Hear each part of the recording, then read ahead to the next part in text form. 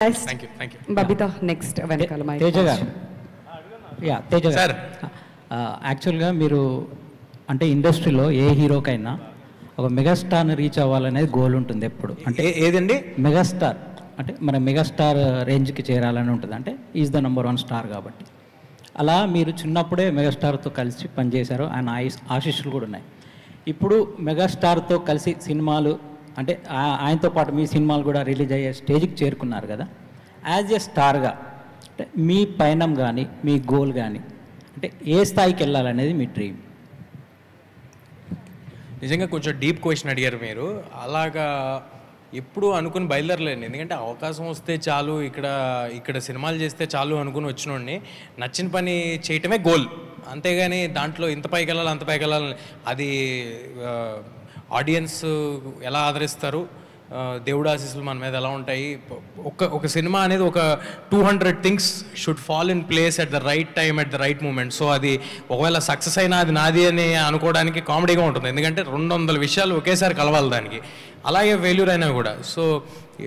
చాలా ఎర్లీ ఇది నేను ఎక్కడికి వెళ్ళిపోతాను అలాంటి ఆశలు నాకు ఏం లేవండి మంచి సినిమా చేయాలి ఆ సినిమాకి ఫ్యామిలీ మొత్తం పిల్లల్ని తీసుకుని రావాలి తేజ సినిమా వస్తే అని అనుకోవాలి అదొక్కటే గోల్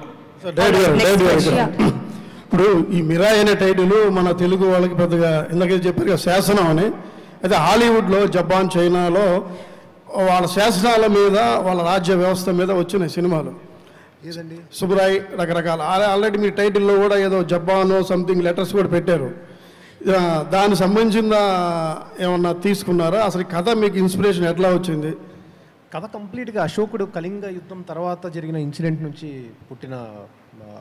మిత్ నుంచి వచ్చిన స్టోరీ అండి అసలు జపాన్కి దీనికి ఏం సంబంధం లేదు లాంగ్వేజ్ ఉంది అక్కడ అదే అండి కాకపోతే అశోకుడు ఏంటంటే అశోకుడికి వాటికి లింక్ ఉంది అశోకుడు 9 మంది యోధులను ఎవరైతే నియమించారో అందులో ఒకరు చైనాలో జపాన్లో ఉన్నట్టు అలా మిగతా వాళ్ళు ఇండియాలో ఉన్నట్లు అలా సో రూటెడ్ కథ ఇది ఏదైతే ఫస్ట్ చూపిస్తున్నామో అది కొంచెం వరల్డ్ వైడ్ ఫినిష్ లాగా చూపిస్తున్నాం అంతే తేజ గారు లాస్ట్ క్వశ్చన్ అండి లాస్ట్ క్వశ్చన్ తేజ గారు అంజలి ఫ్రమ్ టిఎఫ్పిసి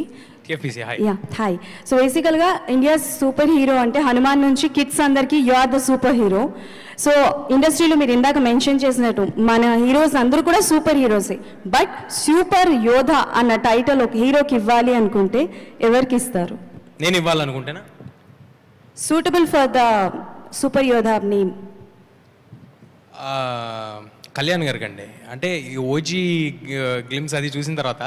ఆ సెటప్లో ఆ ఓజీ ఆ టైటిల్ లోగో ఫాంట్లో ఆ పోస్టర్ మీదకి సూపర్ యోధా అనేది కరెక్ట్గా సెట్ అవుద్ది కళ్యాణ్ గారికి okay and one more thing sword అది పట్టుకుని వెళ్తున్నారు కదా చాలా బాగుంటుంది yes and one more thing ఏంటి అని అంటే హనుమాన్ గురించి ఇప్పుడు ఎలా మాట్లాడుతున్నారో మిరాయి గురించి ఫ్రమ్ నౌ మూవీ రిలీజ్ అయ్యేంత వరకు నెక్స్ట్ టైం తేజ్ సజా గారు అంటే మిరాయి గురించి మాట్లాడతారు అడ్వాన్స్లీ కంగ్రాచులేషన్స్ మీరందరే మాట్లాడించాలి వాళ్ళు మాట్లాడినా మాట్లాడిపోయినా